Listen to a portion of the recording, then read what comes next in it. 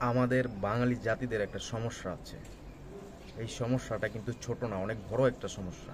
সমস্যাটা কীরকম? আমাদের মাইন্ড পজিটিভ কোনো কিছু চিন্তা করতেই পারে না। সর্বপ্রথম যেই চিন্তাটা মাথায় মাথায় আসবে সেটাই হচ্ছে নেগেটিভ চিন্তা। কেন রে ভাই? পজিটিভ ভাবতে পারে না।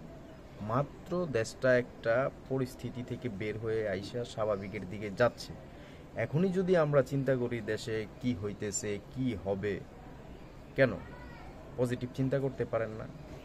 একজন মানুষ যখন একটা জিনিসের নতুন দায়িত্ব পায়, তার তো এই জিনিসটা বুঝতে বুঝতে সময় লাগবে। সব কিছু সব কিছু হচ্ছে সিস্টেম করতে একটা সময় লাগবে, নিয়ম শৃঙ্খলা হচ্ছে একটা সময় লাগবে।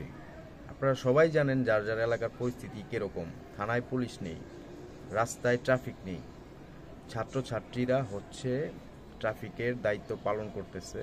আমরা একটু পজিটিভ চিন্তা করি। আমরা পজিটিভ চিন্তা না করে কেন নেগেটিভ চিন্তা করি? দেশটা মনে হয় আগেই ভালো ছিল, দেশটা মনে হয় এই আমরাই ক্ষতি করে ফেললাম।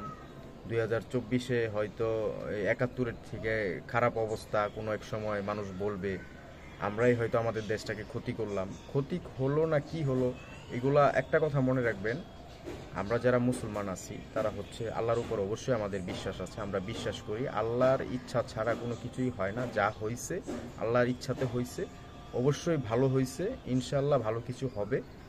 আমরা সকলেই দোয়া করব যেন ভালো কিছু হয়। এই দেশটা আমাদের, আমরা সাধারণ মানুষ, আমরা একটু ভালোভাবে থাকতে চাই।